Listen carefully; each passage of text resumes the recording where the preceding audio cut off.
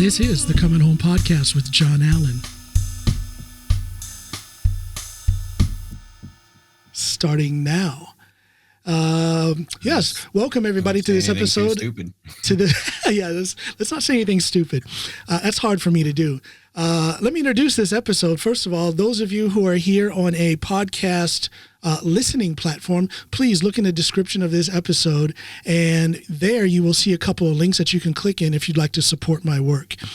For those of you who are on YouTube, and that's where I would like you to be, look at these two beautiful faces. One nice and fuzzy, and one nice and smooth, but two beautiful faces. We want you on YouTube. Same thing. Look at the description of this episode. You'll see a couple of links you can click into in order to support my work. So, this episode, I will be speaking with a newfound friend, Mr. Ross Leppala. How you doing, Ross? I'm doing well, John. How are you? I'm doing fine now. I had a little anxiety there, wondering if we were going to be able to kick this thing off or not. Some technical issues with the sound. I know, but it's working now. So we got it. Glad we got it worked and figured out. Two brilliant minds like ours. Of course, we're going to figure this out. Listen, man, I want to start off by, and I've told you this before on the telephone, I'm in love with your podcast. Your first episode, I almost said you came out swinging. You didn't come out swinging. You came out, but you came out positive. You came out quite exposed. And I want to tell everybody,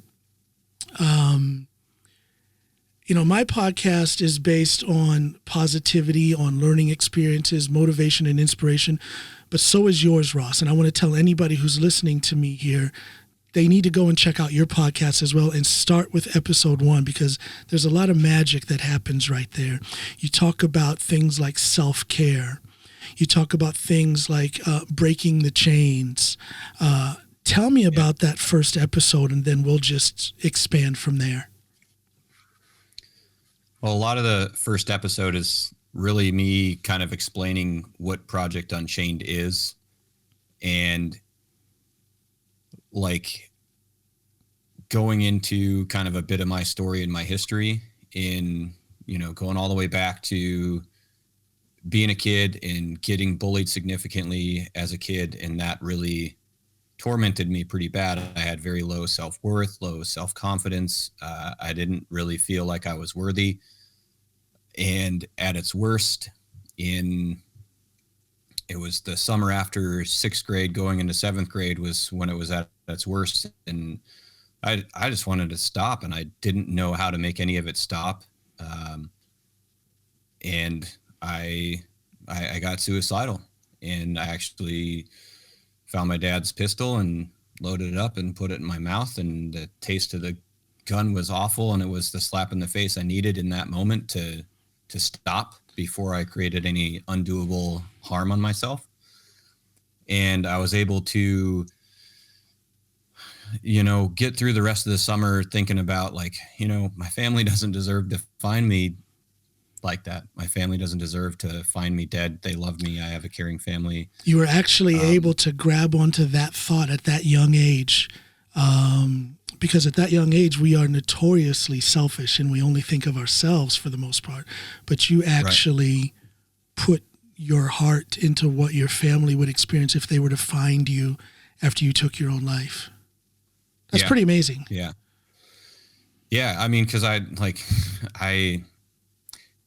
sat on the end of my mom and dad's bed, and it would have been in their bedroom. And I thought that it was able to shift my mind a bit and think that they didn't deserve to find that.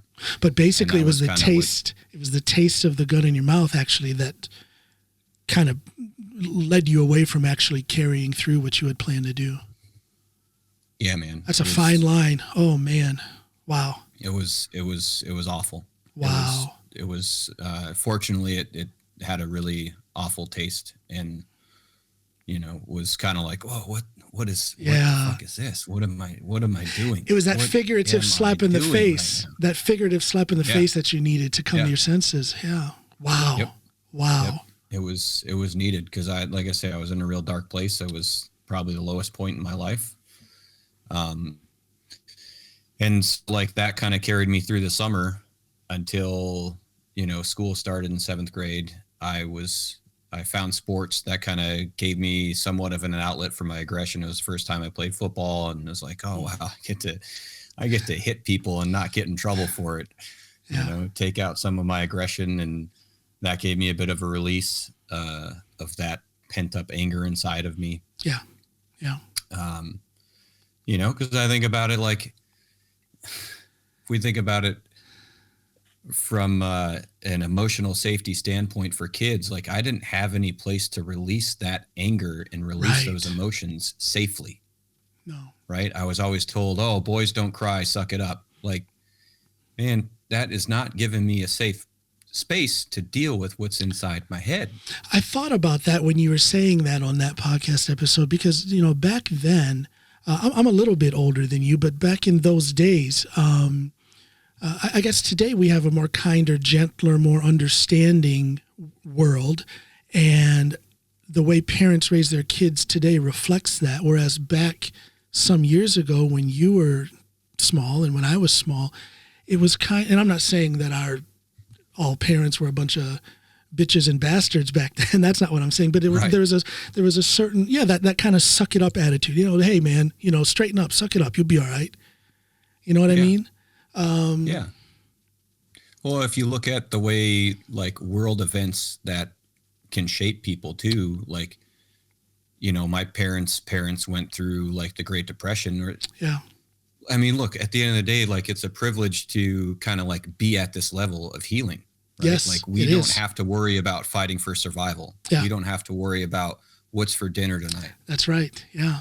Right. So like we get to have bigger problems, more upgraded problems. And that's part of it, is that now I can go on a bit of a spiritual journey because I don't have to worry about what's for dinner tonight. I already know what I'm cooking. Yeah. You talk about your spiritual journey. You also mentioned, I'm not sure if you use these exact words, but you were basically talking a little bit about self-care in the interest of strengthening oneself through both body, mind, and spirit. Yeah. And you sound like a person very similar to myself who believes that there has to be equal strength in all of those aspects of self. Yep. You're a competitive powerlifter at a high level. I am as well. And we know, and this is kind of ties into what you were saying about sports at an early age. I also used football and for a little while wrestling to get my frustrations out when I was young. So you and I share that aspect, but as an adult, competitive athlete at a high level, I tie in that spiritualness and that mental aspect into this physical thing, and it just gives a certain sense of peace. I'm sure you can identify with that as well. Yeah, absolutely. Yeah. When I'm not right in the other areas of my life, my training's impacted significantly. Yeah. So that like making sure that all the things are in alignment is when all the things are flowing with greater ease. Yeah. And I look at it too, like when all those things are in alignment and things are flowing with greater ease, like life stress is just, absolutely. Right off. Like it's so much easier to deal with. Like, oh, the tire went out today. Yeah. Whatever. I visualize it in a visual sense, like it's a triangle, and each corner is one aspect of body, mind, and spirit. And it's filled with an essence, a liquid or an essence, if you will. And if there's a hole in any one of those corners, that essence is going to leak out and it's going to make me less of what I can be. So that balance, that balance in body, mind, and spirit is important. But we got a little sidetracked, and that's my fault. I don't know if it's ADHD or whatever it is. But back to your story, back to when you were a kid and you made it through that first summer, and then you start in on sports. Was your anxiety and depression and possibly anger gone immediately, or are we talking about a several year-long process before you started to feel well about yourself and about your life? It it gave me a place to work out my anger enough so that I wasn't in that darkest place where I wasn't suicidal. Okay. Right? Like I was still definitely had, I wasn't the most confident kid. And that was, in a sense, what a lot of sports did for me was it gave me a place to develop some confidence because I was good at football. Yeah. I was good at basketball, but I didn't like it as much. So I didn't play it as long. I played for 2 years and then focused on football and ran track. And that's when I found the weight room was later that year in 7th grade. The first, like one of my track practices went down to into the local, our weight room in the high school. Yeah. And that was an experience. Like day one, I walk into the weight room and, one of the senior captains of the track team, captain of the football team, captain of the basketball team, like the homecoming king, like everybody in the school, like looks up to this kid and wants to be this kid, greets me like, "Oh, what are you doing in here? You're just a weak little bitch. You won't be anybody no matter what you do." And I was like, well, that is not a good introduction. I don't know how to handle this situation right now. Yeah. And one of the other seniors who is, another person that I kind of idolized, who was captain of the football team and captain of the track team, popped up off the bench press and, "Hey, you don't talk to anybody like that in my weight room. Get the hell out of here." And kicked him out of the weight room. Well, God bless him. And asked if I wanted to, if I was here to learn how to lift weights. And I'm like, "Yeah." And he's like, "Okay, well, I'm benching today, so let's go teach you how to bench." And I suppose that's why one of the big reasons why bench is kind of my favorite lift is that's right. You're a bench guy. I have that emotional tie to that day. Well, that guy that was probably a very pivotal moment in your life, because if he wouldn't have come to your rescue, if I can use that phrase, you might have just turned around and never gone back to the gym. I mean, that's how it's definitely possible. Yeah. And a lot of young guys at that age, it takes a lot for them to take that first step and actually go into a gym. You're kind of, your hormones are just starting to kick into gear. You're very self-conscious about your body and everything. And if you're met in that way, it might keep you from ever going back. So God bless that guy that came and helped you out. Yep, for sure. I agree. And, learned how to bench that day, and it was great. Really enjoyed it. Fell in love with training like right away, to the point where, we lived about little more than 7 miles from the school. Okay. And I didn't have a ride to the gym in the summer, so I rode my bike both ways just to go be able to go lift weights. Every now and again I'd get a ride, but most days I just had to rely on my pedaling. Gosh, that takes me back. Only the first like half a mile was on dirt and the rest was paved. It takes me back. I was the same way. I can remember going into that weight room the summer before 8th grade football, during two-a-days and everything, and that was bicycle, and maybe that's the beginning of my. I had started working out at home. I think I was maybe around 10 years old.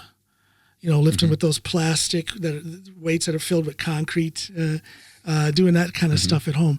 But I think my first formal weight training was that summer before 8th grade football. I had some great coaches. And I think that's when I really started to realize what sports, and in particular lifting weights, would do for me, not just physically, but also mentally and emotionally. Yeah.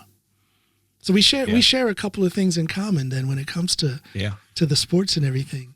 So you start training, you find a thing with bench that you like, you continue with sports and everything. But how is your mental health? Let's say if we come up to maybe your sophomore year in high school, how are you with your mental health? How are you emotionally? How are you when it has to do with self-confidence? Better? At that point, better, but still, when I look back at it, it still wasn't good. No. I still wasn't a confident individual. I still didn't value myself. I still very much, but I didn't know it, right? Like I didn't know how to I didn't have anybody to talk to in that realm, but right. Now that I know and understand it, like I was using those things to validate myself. Right. Rather than having my own validation and validating my own self-worth for me. Yes. I was using those things to be good. Oh, I'm stronger than you. I'm better football player than you. So you must validate who I am. Yes. But that's not sustainable. And I would think, using my own situation, when I was at that age, 12, 13, 14, 15 years old, even up into early adulthood, what perspective does one have? You don't really know what to compare your feelings and your emotions to. You don't know that you're depressed. You just know that you feel the way you feel. You don't really know that you have possibly social anxiety. You just know that you get uncomfortable in certain situations, and you don't really, at that age, have the life experience to be able to put it in perspective and say, this is my problem. This is why this is the way it is. You don't really know that at that age. And it kind of can have that snowball effect because you can't treat it. You can't express it. And you may not have, like, as you say, you may not have anyone to speak with about it. Yeah. Yeah. Yeah. You have it. You don't know, you can't even acknowledge it, and you can't even begin to acknowledge it because you don't have a safe space to talk about those things. So you internalize it, and that just makes things worse. Yeah. Yeah. Yep. And so, I mean, in complete all honesty, like I didn't have any realization of really where I was at until I was like 28 years old. Isn't that the way it is though? That's the way it was for me. I look back as mid late 20s, and even now sometimes something will just click in my head. I'll be like, okay, that's what I was experiencing then. That's what my problem was. That's what my issue was. But it takes that life experience to kind of catch up with what you've internalized, and then you can put words on it, and then you can deal with it sometimes 10, 20 years later. That's definitely true. And I don't disagree with that. The thing that I strive for though is to like talk about these things now so that other people don't have to wait until they're 28 years old to deal with their shit, to unpack their trauma, to unpack their feelings. Yes. Because silence just allows the problem to snowball. You've got to speak. Yeah. Well, I don't want to say you have to, but I'm a proponent of speaking out. I'm a proponent of getting things off my shoulders. Why do I want to carry that weight around? Is that kind of the way you're looking at it? To speak on it frees you of the burden. It doesn't necessarily mean everything is perfect, but it will free you of that burden of silence, because silence is a burden when it comes to self-help and mental health. Absolutely. Absolutely. I very much am in that space now where if I'm having that conversation in my head, that is my signal that I need to be having that conversation out loud. Yeah. And I've gotten to that point now, like I have that realization. So then when I do say it out loud, I acknowledge it differently with a different energy, and I'm able to connect with it and connect with whatever shift and change I need to make and create to keep moving forward from whatever it is in my head.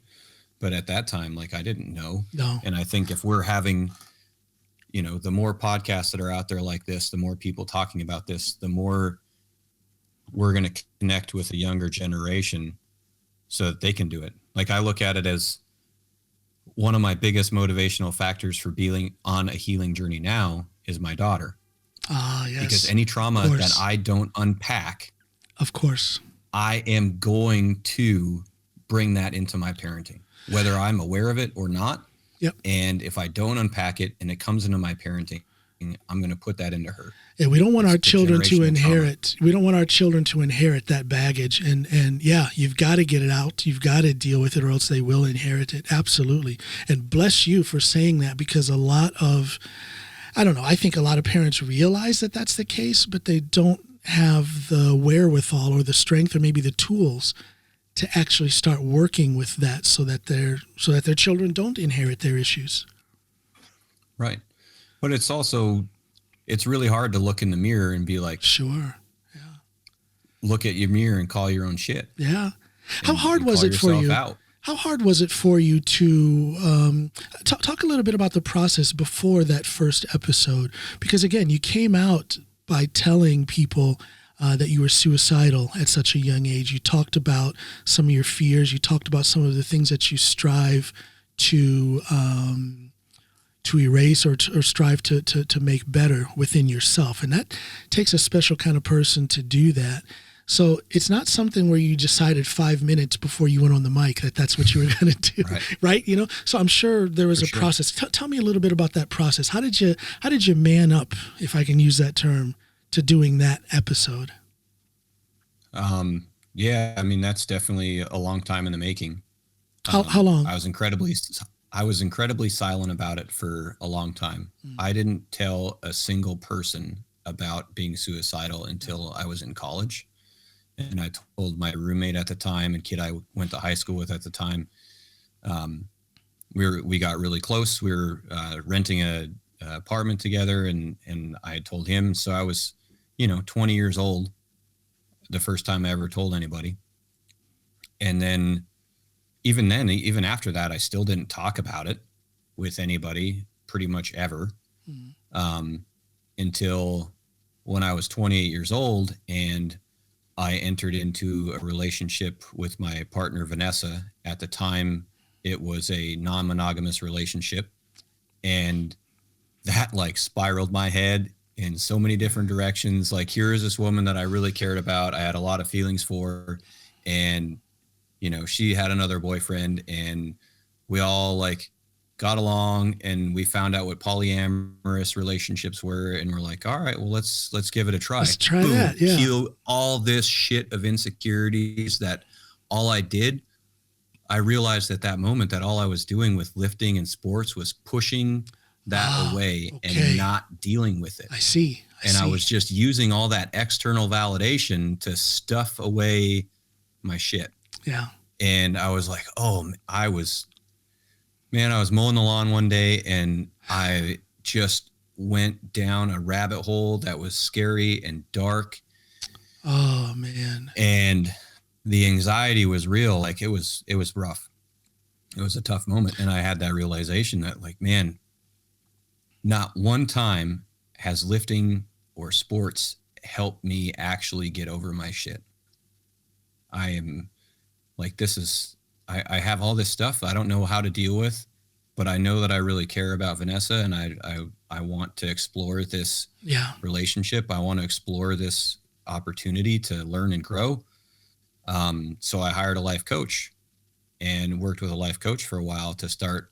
Okay. What is this process? How do I actually start unpacking all these insecurities and all these thoughts in my head? How do I because my brain was going a freaking million miles an hour. Well, sure. It was all over the place. That jealousy and insecurity. How to slow it down. Yeah.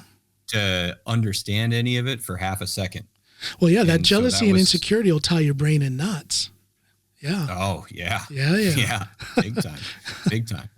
And that was one of the biggest things that I learned from that polyamorous experience was it's not for everybody. It's hard. It's a lot of work, but it can be done for yourself. Yeah. Right. It can be done. But if you're not right for yourself, you're going to have a hard time. Yes. And I thought that was really cool because the monogamous relationships, you can almost forget about that stuff. None of that stuff comes up as much or as intensely, but it really boiled up to the surface. And I was like, whoa, I got to deal with this. And as I started to deal with it, I realized, I'm like, man, I've been walking around with this in my head for my entire life. What is this? This is drastically limiting my life in every way, shape, and form, in every experience I have, whether it be work, professional, social, romantic. Yeah. Every bit of my life has been controlled by all these insecurities, and I've had enough. Now, let me ask you this. At that time, you were a power lifter by then, right? Yes. And from what I understand, you've always been, you've never been a bad power lifter. You've always been at least decent, if not first place on the platform. And even those experiences, because I'm here to tell you, sports fans, powerlifting, for me anyway, and I've played a lot of different sports, for me, powerlifting is the sport that gives you the most personal satisfaction, because it's literally just you and what you are able to perform. So even with the first place trophies that you've had, even with the success and notoriety that you had in powerlifting by that time, you still didn't have the self-confidence to kind of feel secure in that polyamorous relationship, or did you still not have the discipline either to literally discipline yourself to deal with your personal issues? Powerlifting and sports still hadn't done that for you at that point. No, not at that point. Okay. Not at that point. But I had a shift after I had started that healing journey and working with the life coach, that's when I finally had a shift with sports and a shift with powerlifting, and had the realization that, what I was supposed to get from that and do get from that still is that, like, the discipline that it takes to, put 5 more pounds or 5 more kilos on your lift. Like, that's the same discipline it takes for me to care for myself and get my head right and build the self-confidence and build internal validation and self-worth, so that now that that's created, I can walk into any room and be confident in who and what I am. And it took I don't need somebody else to do that for me. I can do it for myself. But it took the hiring of a life coach to make you aware of that potential healing power in powerlifting.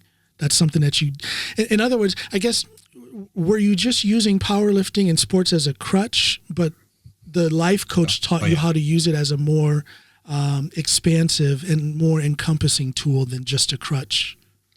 Well, the life coach didn't even hit on that so much specifically. Okay. Right. That was a little bit more of a realization later on after I had worked with the life coach. I see.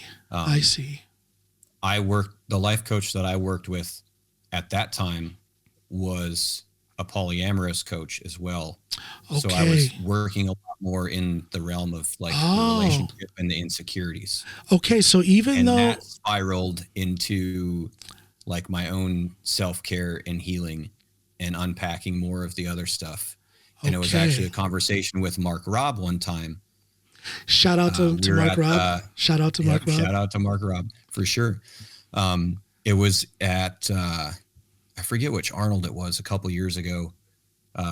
Us RTS coaches were all in the Airbnb together, and I told him about stuff that I've been working on. And I had been, one of the speeches that I've been working on and developing to want to go do some public speaking for kids and youth and bring some suicidal awareness conversations and mental health conversations to younger kids. I'll practice that speech with them to, get some practice with it and get their feedback, and they all liked it. And something snowballed a conversation between Mark and and I told him, there's days when I struggle with why do I lift weights? I struggle sometimes with that. Why? What has this served me? I used it for a crutch to stuff this stuff away for so long. Yeah. What is the point? And he's like, oh man, it's all about the perspective. You learned the discipline it takes to get your physical right. And it's that same discipline to get your physical right that it takes to get your head right. That's what I was getting at when I was asking you about, was it a crutch? And how long did it stay just a crutch? And when did you actually find out that it can be medicine? For me, powerlifting is medicine. It's medicine. But and I think about it, John, I want one thing to rip on with that. Sure. Right? It was a crutch and became a crutch for a very specific reason, right? Our culture has become so conditioned to be unconscious. Yeah. Right. We watch an ass ton of television. We watch football every Sunday. We don't miss a game now because we got direct TV. I'm watching every single game all Sunday long. We watch all these TV shows. So I'm going to drink all this beer while I do it. And, I got into college and I became a bit of a partier. Okay. And like a lot of that partying, I didn't realize what I was really doing in that moment, but I can look back at that now from a more conscious, sober lens. Like a lot of that was also me in a way numbing out the pain, and not being conscious and present in my life. Yeah. Yeah. So I didn't have that awareness to be introspective enough to actually even realize what was going on. It's almost impossible. I mean, there's a lot of studies out there, but that talk about the maturing of specifically the male brain, and they say that males are not cognitively mature until around 30, 31 years old. So yes, so when you mention things that you were doing back in your college days, well, your brain wasn't grown up yet, so. Right. But what school did you go to? I went to a small community college in northern Minnesota for 2 years. Okay. So I could play football, and then I transferred out to University of North Dakota for my engineering degree. So during those college years, were you aware of your reason for being there? Because this happens a lot, and maybe I'm speaking a lot about myself. I almost want to say I was too young to go to college when I went to college. I went on a football scholarship, full ride football scholarship to Ohio University. And I'm not the kind of person who tries to roll back the years and say, I wish I would have done this, that, or the other. But I will say this, in those college years, I just didn't have the focus. I didn't really understand why I was there. I was dealing with all of those things that we're talking about, the self-image, the insecurity and all that stuff. And that was what was occupying my mind, and not the schooling. So with you having a childhood and up into your teenage years with so much, anxiety, depression and issues like that to deal with, how were you able to, or how much were you able to focus on the task at hand when you then went to college? This is a big deal. This is a big deal. A lot of guys. College. Yeah, I'm sorry. Go ahead. There's a little bit of a delay on the camera here, so I didn't know you were talking yet. Go ahead. Go ahead. No, sorry. When I was at the community college, I did really well. Okay. I didn't do so well right out of the gate because I was playing football that first year, and that was very time demanding. Yes. Like incredibly time demanding. Yes. And so it wasn't until Christmas break my freshman year that I decided, like, man, like, I'm just a slow, short white kid. I'm not gonna I'm getting my ass kicked every day. Like I was a big fish in a little pond, and now I'm a little fish in a big pond. Like, I see. Okay. There's my athletic build. I'm 5'7". There's like one 5'7" person that's been in the NFL, in the past 5 years. What position did you play? I was a running back. Okay. And then he transferred me over to defensive nose because. Oh, at 5'7"? Yeah. Good God. So being a running back, and I wasn't a starter, so I played scout defense a lot. Okay. And I was beating our offense at my first 2 steps off the line. The second the ball was snapped was lightning fast. Like it was really hard for anybody to keep up. Gotcha. Yeah. So like my swims and my rips I'd be by you before the ball was even through into the quarterback's hand. Okay, good move then. So good move. I was questioning that move from running back to nose tackle at 5'7". I'm 5'8". I was a tailback, but my shortness served me because I'm thick as can be. So being short and quick like that, I was able to Yeah. So they saw that and they wanted to put me on defensive nose and gave me some reps. And that was how I finally actually got on the field, was on defensive nose. Gotcha. But it was definitely one of those things. If I mistimed it, if I didn't get my jump, I didn't do nothing. Yeah. I would just drop down and make a pile. There you go. Yeah. Hey, that's your job. So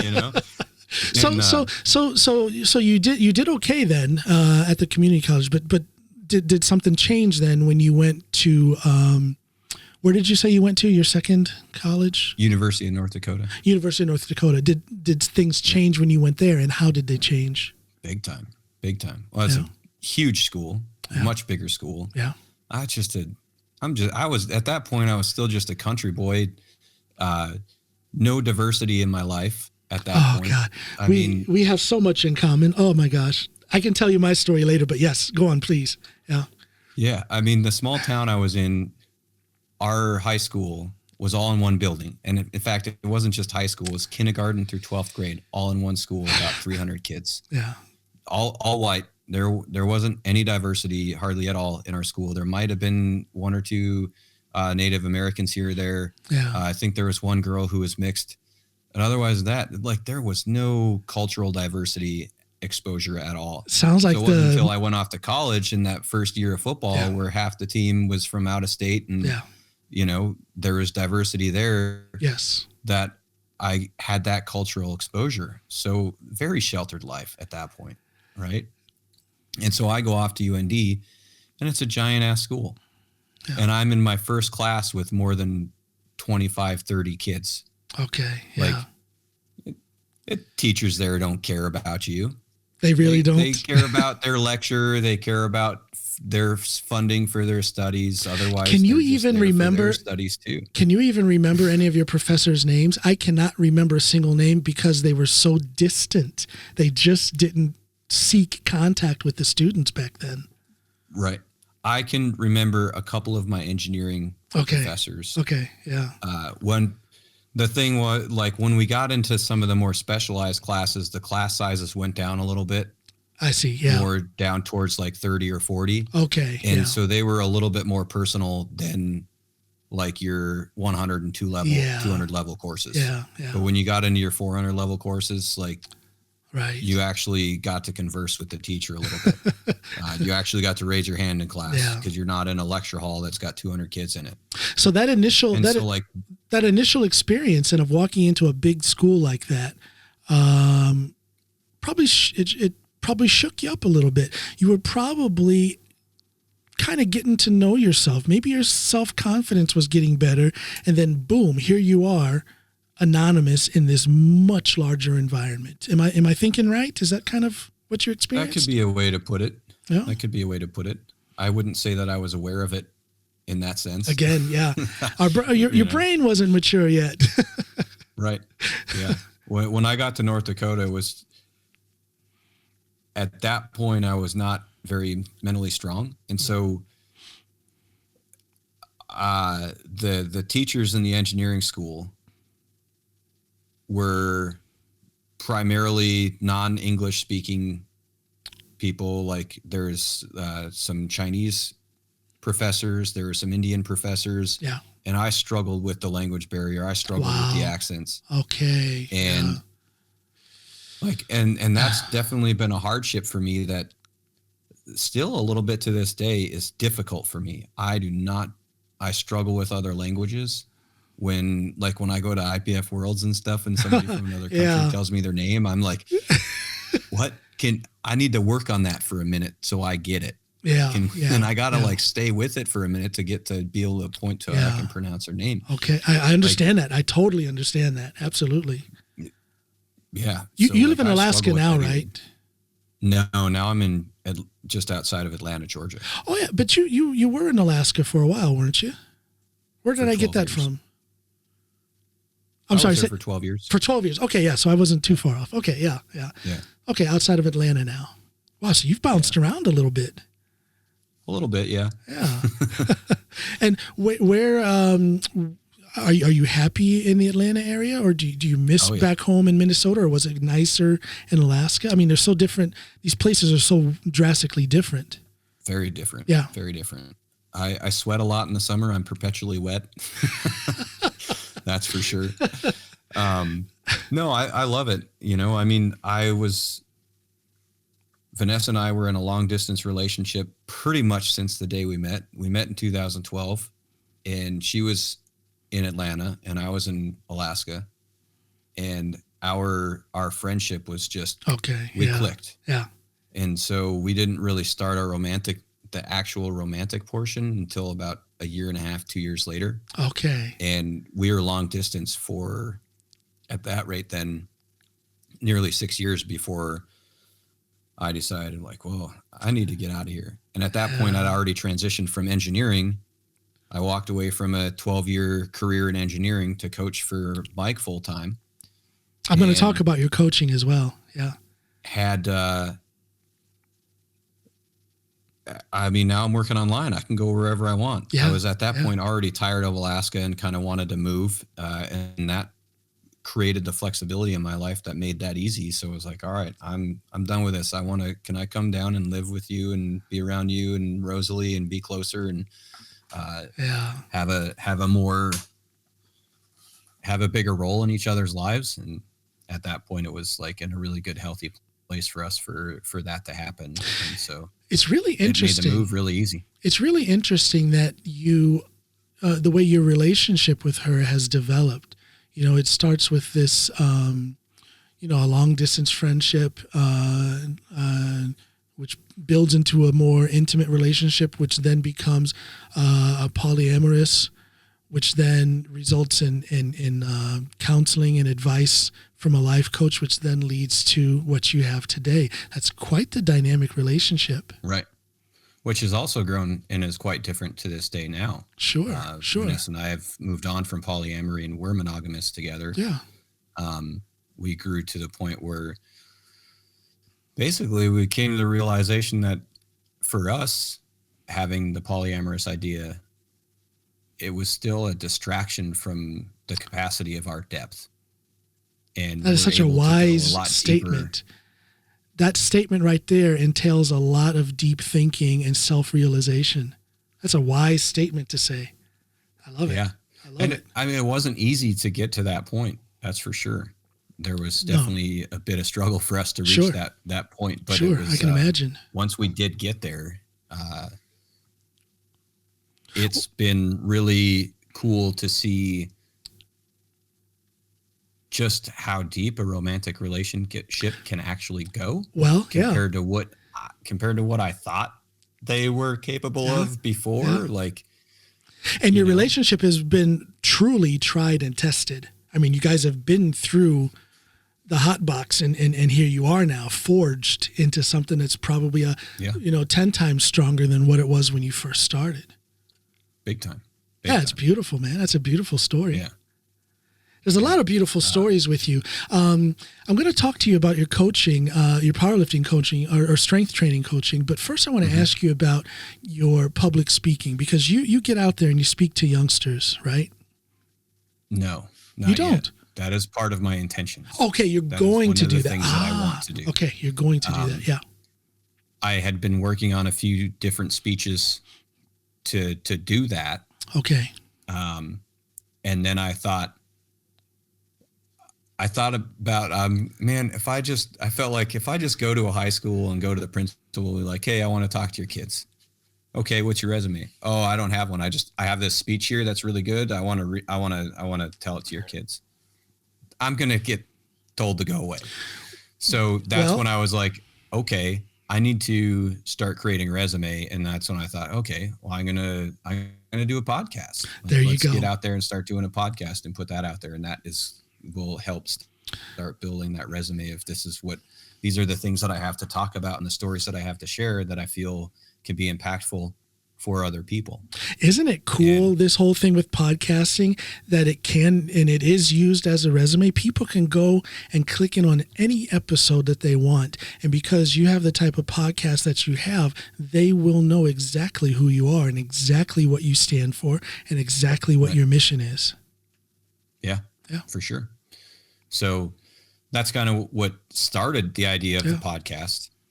And then as well, like,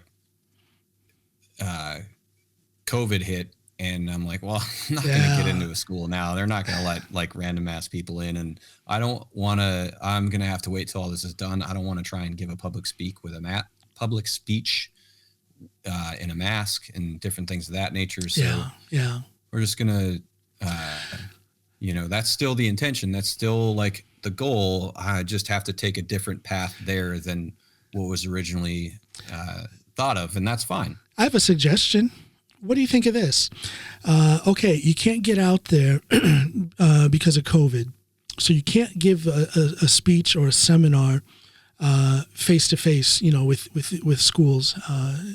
But what about having an online product that has different modules that you have on a website, and schools or individuals can pay X amount of dollars for a certain amount of your module or the whole thing? You break it up however you want, and then it's there, and then you can also update it, which of course will then alter the price, or maybe it's just a set price per module. How about that?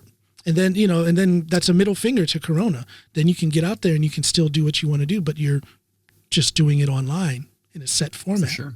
For sure. There you go. Free advice. There you go. Free business advice. and there are things that are on that line, that are on that concept, that are in the works. There you go. But that gave me some expanded ideas on that, on the stuff that I'm working on the side right now. Wait, I'm just trying to show the love, my friend. Right. It really just comes down to time, and I don't have, working, you're a busy coaching. Guy. You're a busy guy. Yeah. I'm very, the family time is very important to me. Sure. So I don't want to tap into that too much. Because one of the things that I think about with my journey is, my parents, they were great, right? We do things differently. I want to parent differently than them for different reasons. Yeah. I love them to death. I hold no animosity to them whatsoever. But there's lots of times when they weren't present, and there's lots of times that they weren't present because they had to, go work and make money and put food on the table. Yeah. And especially my dad. He was a wildland firefighter, so there was lots of times when he was gone for months on end out fighting fires. Yeah. I wouldn't see him for months. He probably traveled all over the country, right? Yeah. Yeah. All over the country. Yep. And I've realized as an older adult now that that hurt me as a kid. Yeah. I didn't realize it, but that hurt me as a kid. Yeah. And I want to make sure that I'm more present for Rosalie and be in her life on a regular basis. I love the flexibility and autonomy in work. Let's keep Rosalie home for today. Let's play hooky. Yeah. I'll work tonight when she's in bed. Yeah.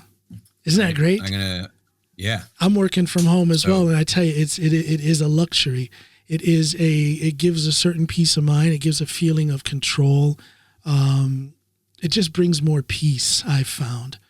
I've done the 9 to 5 thing. I was a police officer before. I worked in law enforcement here in Norway as well. Nothing beats working from home, doing my own thing. Nothing beats that. The freedom, the peace of mind you can't compare it to anything else. Yeah, I agree. So let's talk about your coaching. How many clients are you coaching now? It's right around 40.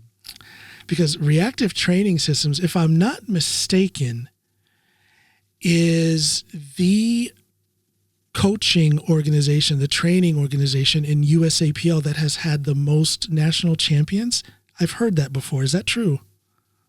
I think it might be. But I do believe it is. Wouldn't want to say that for sure because there's definitely a lot of other companies out there that have. There are. Oh yeah. Highly talented rosters. Sure. Yeah, and I'm not trying to say anything bad about anybody else. I'm just trying to elevate you guys. And I have heard that said before that RTS, Reactive Training Systems, is the organization that has the most national champions.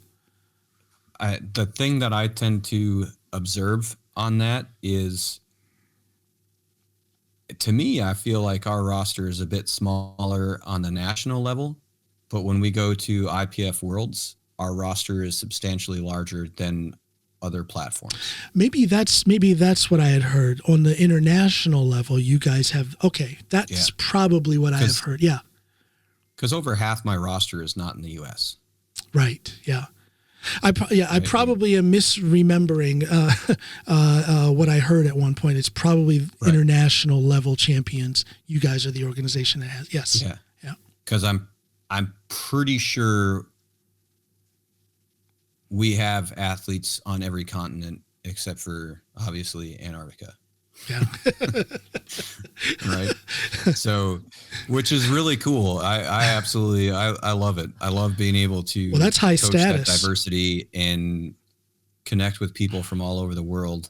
And a lot of times I feel like I learn just as much from them and their different cultural influences, and find how, if I pay attention to what I'm doing and what I'm working on with that athlete from some other country, there's something in their culture that impacts how they train that I can use to elevate my coaching. I can use to elevate my lifting and my training.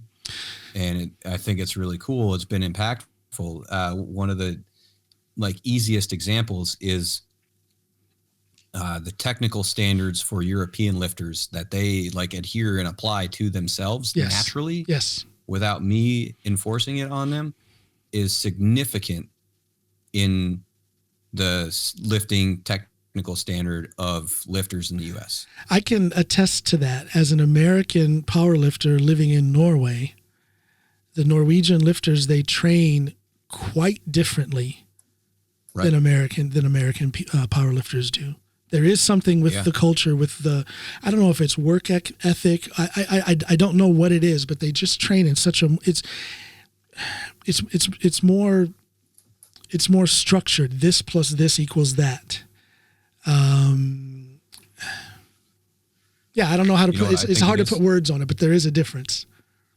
I tend to think of it, if we look at personality profiles, I think I have no data to substantiate this. This is definitely just a hunch. So everybody listening, take it with a grain of salt. But if you were to compare personality assessments, I would suspect that neuroticism levels are lower for Europeans, generally speaking, than U.S. people. Especially here in Norway. Especially here in Norway. I also want to point out that I also think neuroticism is the personality profile trait that we have the ability to control the most and change. If we don't want it to be high, there is an ability to decrease that. And I am an example of that. My neuroticism score has continued to trend downward the more self-care and training, mental training and things of that nature that I do.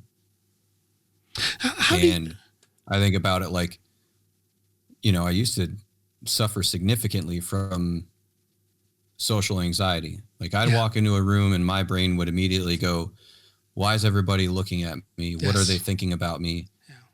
Do they hate me? Do they like me? What's going on? To now to a point where I think about 2017 when I gave my first public speech that I had gave in pretty much since college. I graduated in 2007. So it was my first public speaking adventure in 10 years when I gave a lecture in one of our RTS seminars on mental training. And I was nervous as all get out. I had my presentation ready. I had all kinds of notes in my presenter mode so that I could keep myself on track and read them and say the things that I wanted to say. And it went well. I did all right, but it did end up being quite a bit of reading. Okay. Yeah. Yeah. Fast tracking to December 2019 when the Denmark Federation wanted to hire RTS to do a couple of seminars, and I was available to do it. So I took it on and I went over there and I had 2 full days of nothing but lectures, all by myself, which was scary because a lot of times when we travel as the RTS team, if somebody asks a question, a lot of times I'll just be quiet and Mike will answer. We got Mike to lean on, right? Yeah. I didn't have that crutch anymore. It's all me. And I also decided all right, man, it's time to do this and I didn't put a single note in my presenter notes, with the exception of one slide that I needed to remember specific numbers to. Could it be that otherwise? So I went up there with just the slides. Well, could it be that all the notes were a crutch? Back to this whole thing about having a crutch. Yeah. Yeah.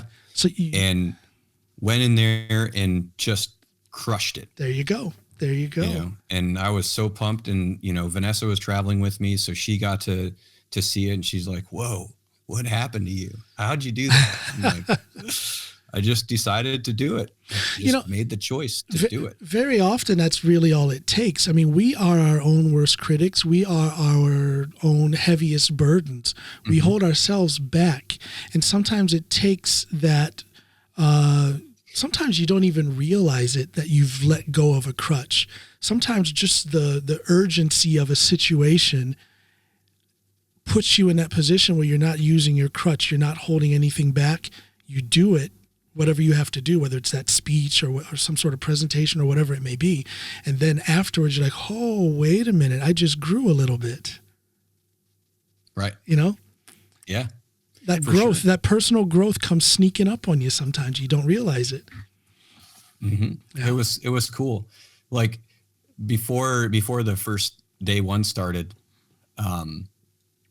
one of the things that I was doing for myself to mentally prepare for that moment of walking in the room and all those people there, or me being in the room, setting up and seeing all the people pouring in the room, was like,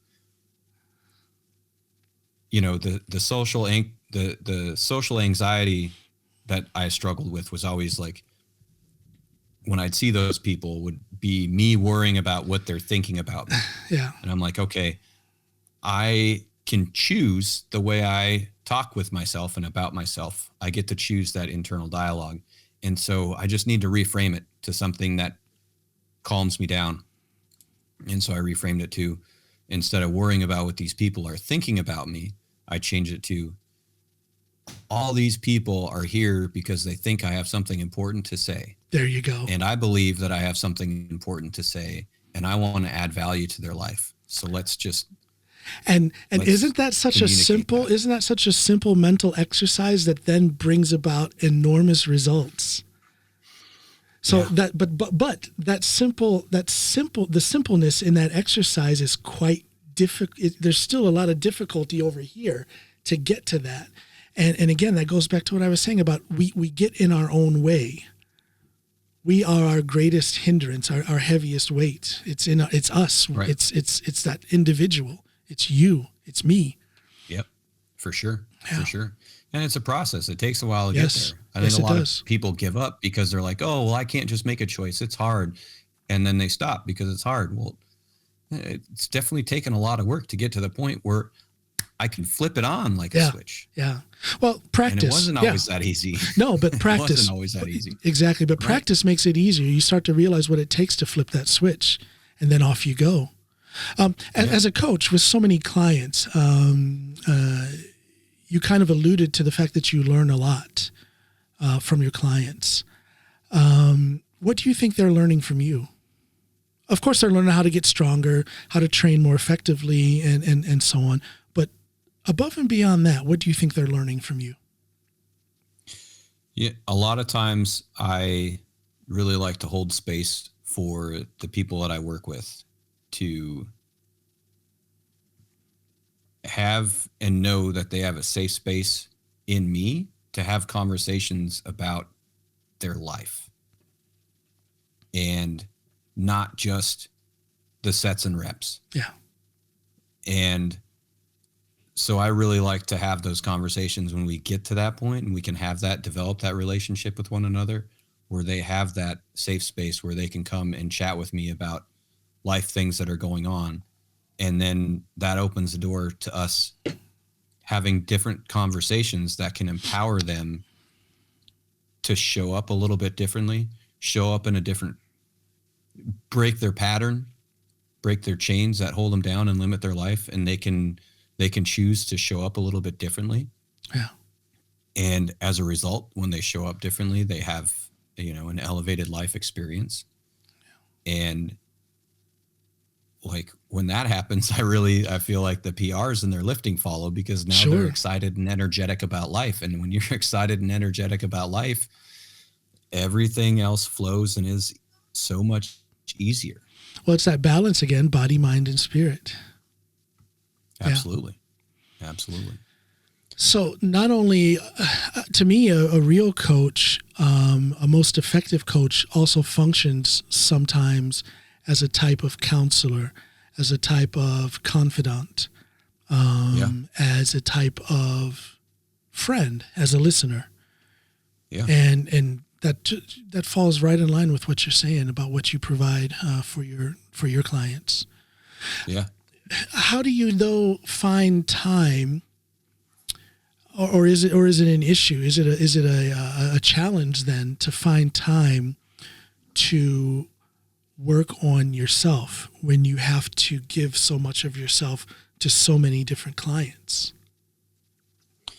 I don't find it difficult to work on myself, because I'm at a point where, like, I know that, like, my self-care regimen is what keeps me going. It's what keeps the cup full. I can't give from an empty cup. No. And I know that, like, those are things that I have to maintain in my life. Yeah. They're the cornerstone. They're the foundation of where I'm at and who I am, and what I believe. And so there's several things that I have set up from a structure of the day standpoint. Yes. Yeah. That creates that time and space Okay. for that specifically. Every morning, I'm pretty much generally always the first one up around here. Yeah. And so I come downstairs and I do chakra meditations to start my day. Chakra meditation, what's that? There's a bunch of different, like, chakra healing stuff. Your energy centers in your body, your root chakra, your sacral chakra. Oh, I'm sorry, chakra. I thought you said chakra. Yes, I'm sorry. I misheard you. Chakra. Yes, I'm with you now. No worries. I'm with you. I got you. Yep, no worries. So I start my day off when I get downstairs with a chakra meditation, and usually I just rotate between the different chakras. Yep. Day one is the root chakra, and then so on and so forth throughout the week. I'm telling you, people, anybody listening or watching, meditation is good medicine. Oh, yes. Good medicine. Daily. Agree. Yeah. Yep. I'm with you. So I have that space. That's what I do every morning when I start, and then have breakfast, come downstairs to start work. But before I start work, as my computer's turning on, I have a list of, like, power statements, affirmation statements. A lot of people have called it like an upward spiral guide, where basically I take, like, different characteristics that I want to ensure that I embody. Yes. Right. Like, I want to be a man of integrity. That is, like, my first one. Do you have it written down? You said? Yep. Yeah. Yep. I have it written down. It's my bookmark for my journal. I love it. So every day before I start work, I pull it out, and I love it. And I read it out loud. I love it. I love it. And then I start my work day, and then breaks that I have set up for myself throughout the work day are, one is body breath exercises. Vanessa does stuff called somatic respiratory integration, where it's breathing exercises to get out of your head and feel what's in your body and feel what's alive inside your body. Another form of active meditation, actually. Yeah. Yep. So I'll do that at least once a day, sometimes twice a day, depending on what I'm doing. Yeah. And then I also have a reading break scheduled, where I'll read whatever I'm reading in that moment, in that day. Read that book. And then sometimes I also have a journal entry a day, but that varies depending on the book I'm reading. If the book I'm reading has, like, interactive questions, then I'll read and journal at the same time. Okay. Yeah. Do you publish your journal like on a website or anything like that, a blog? No. No, that's just for your consumption then. That's just for my consumption. Yeah. That's definitely like I mean, there's, it's funny, right? So like, I'm big on some of the masculine books and evolving who I am as a man and being more centered and connected with my masculinity. Yeah. Because a lot of times, like, there's shit that's been put on us as men that is not real. Real men don't cry. You know, journaling is for girls. Like, that shit's so dumb. Like, journaling it's very is for dumb. anybody that wants to journal. And the journal has been so effective and so powerful for me. And that's been a huge place. Like, thinking about when we get anxious, right? Our minds start going like crazy, a mile a minute. Man, the journal is the best place to go. Absolutely. And slow down, because you can't write as fast as you can think. Yeah. So and that slows all down. A lot of people do their journaling on, on a keyboard, going into some sort of computer or tablet or something. But if you ask me, the best way to do it is to write, because you are forced to slow down, and something happens with that process. And what comes out on paper is very often much more detailed than what would come out on a computer screen. Just a little advice for anybody listening: write it down rather than type it in. Yeah. And it's huge. It is. I love it. Yeah. And it's not just for girls. I'm telling you, it's not just for girls. Guys, start writing a journal. Just do it. There's a couple of things that in my journey so far that I've come across that I feel like if every human on the planet would do these things, the world would be a much safer, happier, healthy place give me for a every list. Human to be. Give me a list. What do you think people should be doing?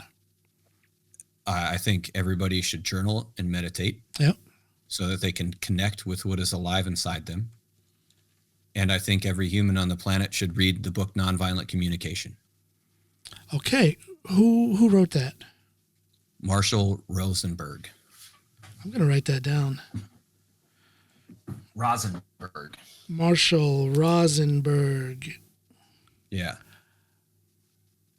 Nonviolent.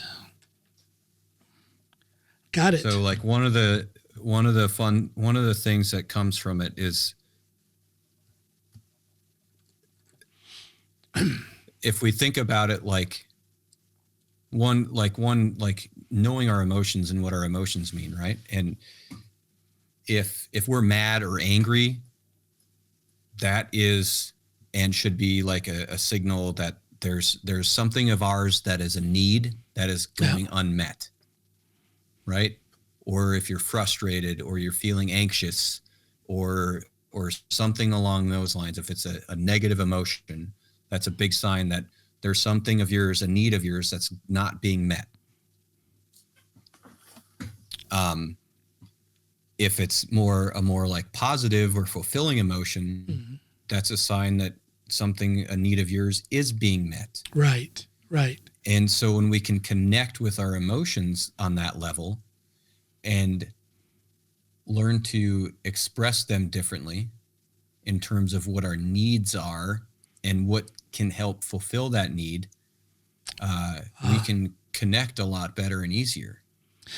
And isn't that made difficult by just going back to what you said about sometimes men, or very often men, are taught to be something that is not healthy for them? The definition of manhood can be quite destructive for men. Yeah. If you're a man, this is how you react when you're angry. If you're a man, this is how you react when you're met with adversity, and so on and so forth. But what you're talking about now is pushing that aside and thinking about how to deal with those things or how to react to those things in the best medicinal way for yourself, which may not fall in line with this traditional idea of manhood. Yeah. Yeah. Like when you read Nonviolent Communication, there's all kinds of times where Marshall talks about times when he was able to like be like a moderator between two different groups of people that are in like significant conflict. Yeah. And like, especially when it comes to like really highly sensitive stuff like race and racism and stuff like that, and what he's able to do when he empathetically connects with each person on an individual basis and what their needs are, and can better communicate that. And in doing that, you can peel back the anger and get to the root cause of the disconnection. Yeah. He talks about that with like different schools where he's been like, he's gone into schools and been a moderator to help. Particularly a lot of the examples are like when the principal is at cahoots with the teaching staff, and like how to get them connected, and because a lot of times we don't express really what our need is. Right. Communication skills. I'm bothered by something, but I'm not expressing that bother properly in such a way as to lead to a result. I'm expressing myself in a way that just spirals the conflict. Right. Isn't that very often what happens? Yeah. Yeah. If like we're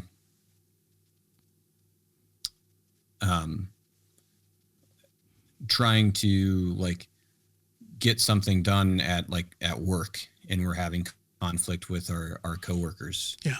A lot of times like that, we're not communicating some kind of expectation, and or we hold some expectation of them, right? Like being on time for a meeting is one of them. Yeah. Right. We expect you to be on time for this meeting, and then when the person's late, we're mad at them for being late. Maybe they are late because they just helped your mom from falling down or something like that. If your mom works at the office, it's helped me deal with like road rage. That's probably a better example, right? Like somebody cuts me off and I'd cuss and yell and get angry and just be raging. And it's like this, I don't need to be like this. Yeah. Yeah. Like me cussing that person out in the car in front of me does nothing. It changes nothing. Yeah. What is my need in that moment? Right? My need is for safety. I value my health. I value the safety of myself and the people in my car. But a lot of people will say that in situations like road rage and in other situations that whole thing called blowing off steam has a therapeutic effect for them. You know, somebody cut them off in traffic and they get angry, and then they feel like they have to get rid of that anger by doing the yelling and the cursing and all that stuff. What would you say, or what would Marshall say about that person who says, I have to do that in order to feel better? I'm definitely a big proponent of expressing yourself. Sure. And this is definitely not to stifle an expression. It's to shift how we express it. So if somebody cuts you off in traffic, instead of yelling at that person and calling them an idiot or an asshole or something like that, and you're labeling that person, like, we don't know what they're doing. Yeah. Yeah. Like, man, name one person who's been driving for longer than one day who hasn't cut somebody off. It happens. Right? You've done it. Sure. I've done it. Yeah. Like we do it by accident. Yeah. So like if I do it by accident to somebody, now am I the asshole? No, it was an accident. I'm sorry. I didn't see you there. Or I wasn't paying attention. So yeah, like express yourself. But blow the steam off. Well, I think one thing to label the other person. Yes, it's that labeling that is into that violent communication. Yes, and I think that a lot of these negative exchanges can be avoided if people can just get back to remembering the humanity of others. Right. They're a person just like you. They have challenges just like you, maybe more or less challenges, but challenges. You know, they have the things that they're preoccupied with, just like you have things that you're. Put your foot in their shoes. Put your feet in their shoes, and remember their humanity, just like you would want them to remember yours. Right. So, but now to bring it back to like connecting to what is my need in that moment, right? My need is for safety. So I also believe in radical personal responsibility. My safety is my responsibility. So when I'm driving down the road, if I am doing anything that distracts me from being safe, a safe driver, even as little as having a conversation with the person in the car with me, Like, how many times are we conversing with somebody next to us and we look over? Yeah. Boom. Now I just jeopardized my own safety in the same way as that person cutting me off. That's kind of a libertarian way of looking at it. Them an asshole, I got to label myself an asshole too. You wouldn't happen to be a libertarian now, would you? If we're going to talk politics on that political spectrum, I often see things that are good from both sides, but I've never been able to align with either side completely. Me neither. And if I'm being completely honest, I think that when you get to a certain point past like the local politics, it all gets kind of mushed together. Yes. Lacks integrity. Yeah. It all turns into some big mushy soup that's kind of hard to. Yeah, it's a little bit, a little too much of the same thing. At one point, there is no both sides. It all becomes one big political soup. Well, and it's hard to trust the government. I mean, and I know a lot of people are like, "Oh, what do you mean you can't trust the government?" I mean, I can't trust the government because I think about stuff that I'm just now learning about. Yeah. Because of the podcast and some connections I've made with some other people who are very pro mental health. Yeah. Some indigenous people. Yes. And learning some things about their culture and their history where our government was taking them and trying to basically eliminate their culture. The government is crap. How is this okay? The government has been the perpetuator of a lot of suffering here, and you would think that wouldn't be the case. It definitely shouldn't be the case, but unfortunately it is. Now, my inclination, my desire is to trust the government, but I'm very much a trust but verify type of person. I need to see a track record. Which it's not a good track record. But I do. I do embrace the good moments. I do embrace the good moments, and I will recognize and acknowledge that there are some good moments. But the general track record is not. Yes, the indigenous people. The history of slavery, which from slavery to Jim Crow to segregation to whatever this weirdness is that we have today. It's not a good track record. And I can tell you, as an expat, as an American living outside of the United States, it breaks my heart to see the division. It broke my heart the last 4 or 5 years. It was heartbreaking to see what was happening in my country and seeing how my friends started to I've lost friends, not by my choice, but because of some of the things that I've said on the podcast when addressing certain social issues, and I've lost friends. They've just they don't want to hear that kind of talk, and I cannot remember that America used to be like that. It used to be that you could discuss things and you could have drastically different opinions, and that would be okay. It wouldn't end a friendship. It wouldn't bust up a family. Right. It wouldn't be the source of violence like it is today. And it breaks my heart to see it. It breaks, and I'm not by no means am I expecting or wishing that everyone would agree with everything I said. I'm the kind of person who, I love a great discussion. I love a great debate, and I also love disagreement, because all of those things can lead to potential growth for me. Yeah, so I enjoy it, and I embrace that. And again, it's heartbreaking to see that so many people will not tolerate a discussion about a controversial thing. They won't tolerate disagreement. They will not tolerate debate. And it's just heartbreaking to see that happening back home in the States. For sure. Yeah. I agree. And that's one of the reasons too why I'm a big proponent of nonviolent communication. I'm going to read that book. You see, I wrote down the name of it. I'm going to get that, and I'm gonna have a talk with you after I've read it, man. I'm sure there's going to be a lot we can discuss there. Yeah.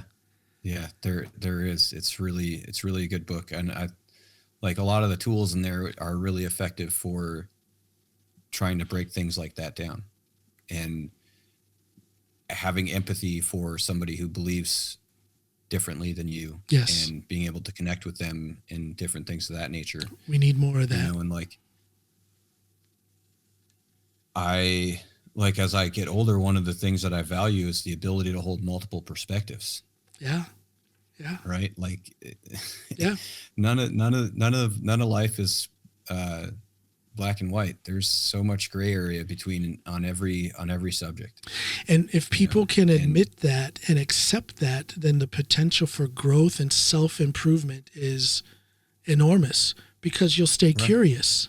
You'll stay curious. If you embrace the otherness, for sure. If you embrace the otherness of people, if you embrace the differences in thought in people, there is so much growth that can be had. I definitely agree. Yeah. I definitely agree. And I look at it, I tend to think about stuff like that. Like, I don't like the word mandatory very much, because that removes one of the most, to me, I consider one of the most fundamental ideas behind being a human and the human experience. Choice. Is the ability for us to have autonomy and choice. Yes. And anything that's really mandatory removes that ability for somebody to have that choice. That's right. And so I'm definitely a big proponent of choice and power of choice. Yeah. And I think empowering people to have that choice can create a healthier experience for people. If I were to never speak with you again for the next 2 years, and then after 2 years I speak with you again, how different will you be?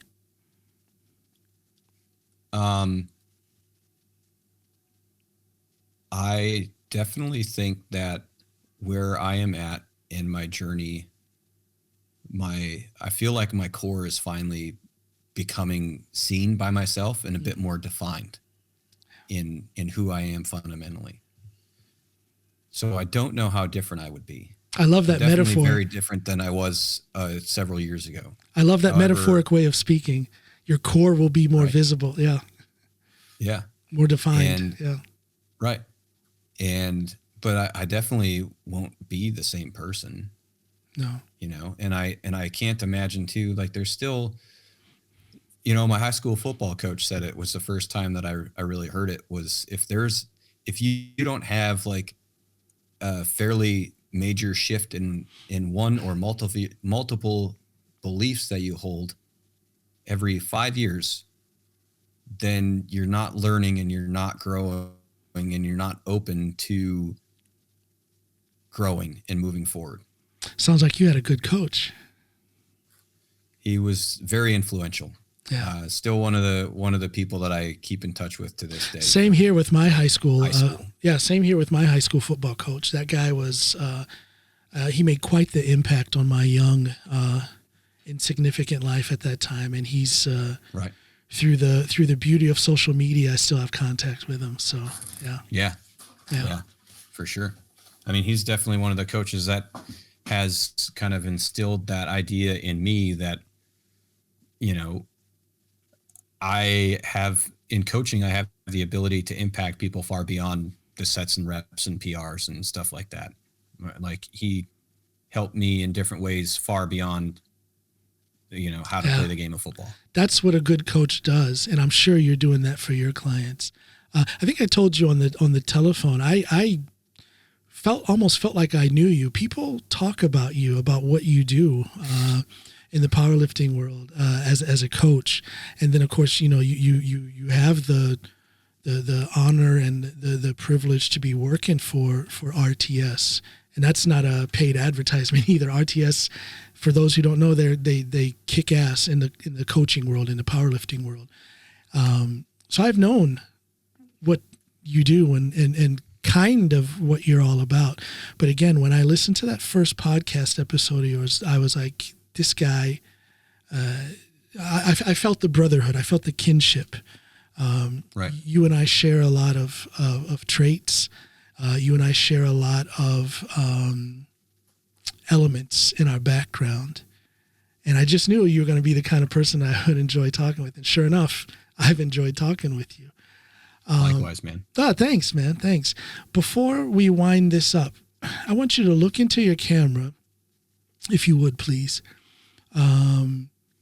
there's at least one person out there, who knows how many hundreds or how many thousands of people are either watching or listening to this episode. Right. Tell them something that you think can help them to carry on. Tell them something that you think can lift them on their own personal journey for self-betterment, self-improvement. And I believe, let me just say this before you do that. I believe, because a lot of people, I've been accused of being somewhat of an egoist because I talk so much about what I'm trying to do to improve myself. But you touched on that earlier. You said you cannot